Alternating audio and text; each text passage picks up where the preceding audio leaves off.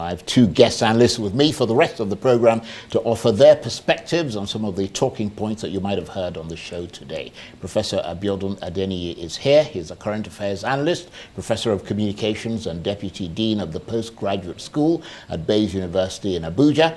And the journalist, political affairs commentator and Arise News analyst, Dr. Constance Ikokwu, is also here. Thank you to both of you. Let me come to you first. Constance, you heard obviously the two gentlemen, one talking about security, the other about the economy. Let's start with security, the responsibility of the incoming administration to make Nigeria safe. What is your assessment of their recommendations or his recommendations about what the priorities should be? I mean, both men were excellent, especially Paul Alaje. I mean, his analysis is quite frightening, to say the least. Yes, like it is. I mean, looking at what is going on in the country. I think the incoming president, there are very high expectations.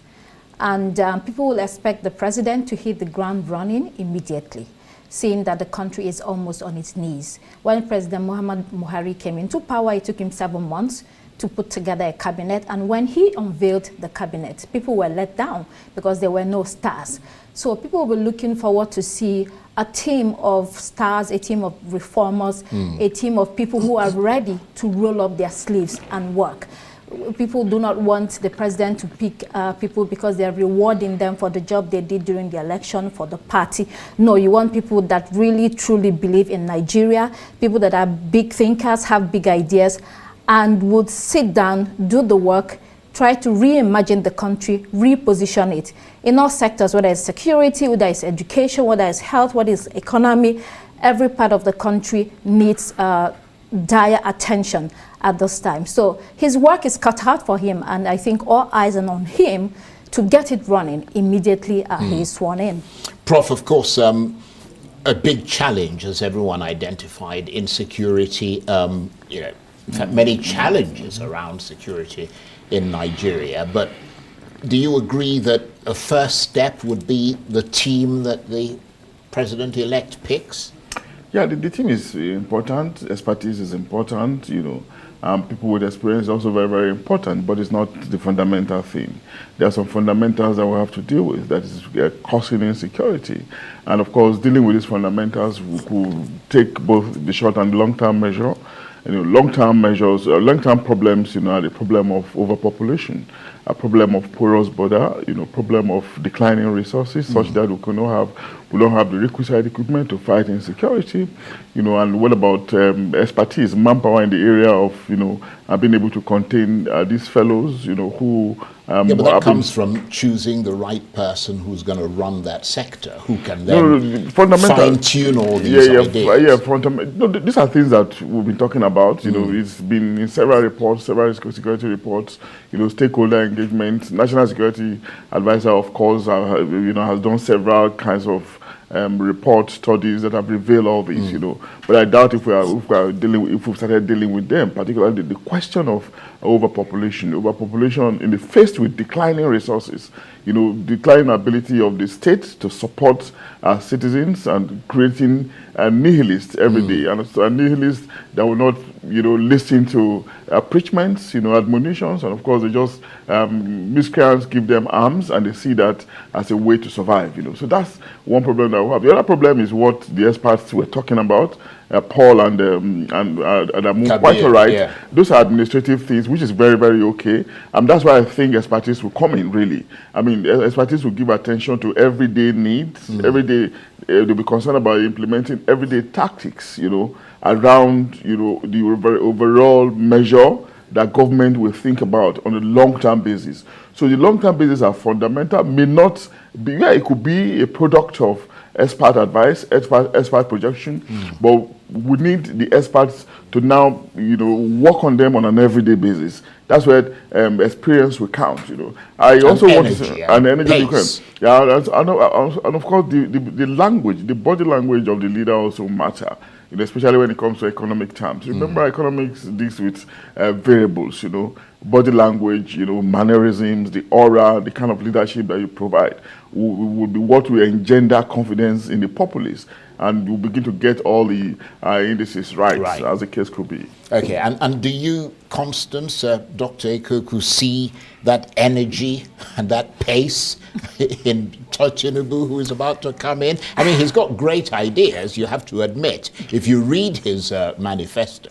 Paul, why are you asking me? I said, Paul, Charles, why are you asking me this? I mean, we've said this over and over again during the campaigns. People saw a very frail man stumbling and being incoherent.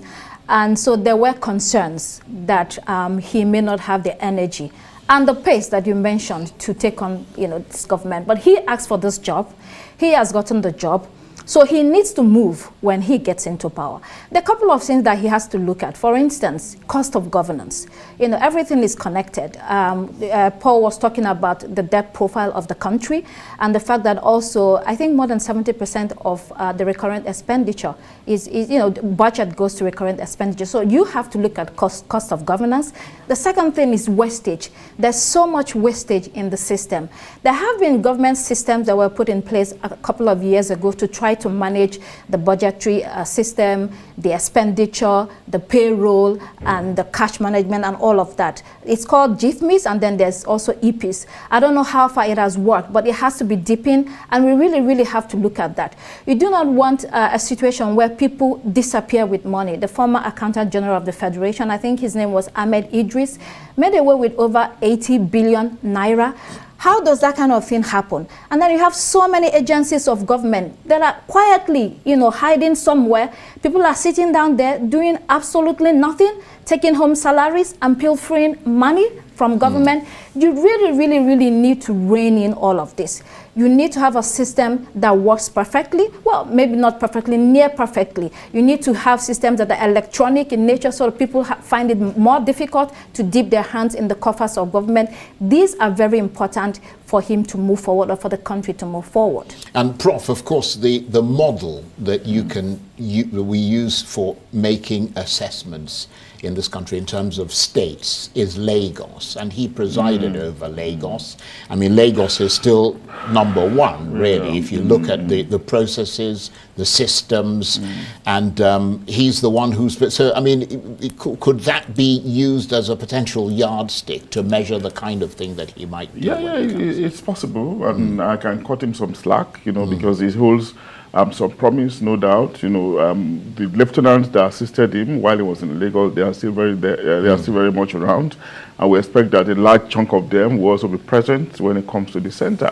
In terms of performance, I don't have any doubt, because it looks like a very decisive person, a very courageous person, in the mold of President Olusegun Obasanjo, and even President Ibrahim Babangida. They can be very courageous when it comes to decisioning, and of course they can be very hands-on, really, and they want to see, they are also concerned about deliverables. So that's the kind of person he is. I'm very confident that he's not going to, we're going to find him wanting in that area, provided the fears that we sometimes have about his health is not going to be a concern. But in terms of performance, I want to have that hope that if he gets into that place, there will be some change, in terms of trying maybe to create, to grow the confidence of the people who have fears around his ability to be productive, and to be efficient. I see him coming in with a drive just to dispel the speculation among the citizens. Well, that's going to be very a competent person. Yeah, that's going to be very important. So, as they say in Nigeria, we'll wait and see. Yes, Prof, thank you very much indeed. Professor Abiodun Adeniyi is Current Affairs Analyst, Professor of Communications and Deputy Dean of the Postgraduate School at Bayes University in Abuja. And of course, Constance, thank you very much indeed. Dr. Constance Ikokwu, who is the journalist, political affairs commentator and Arise News analyst. That's it for this edition of Arise Prime Time. Join us again tomorrow. From me and the entire team here in Abuja, bye-bye and thank you for watching.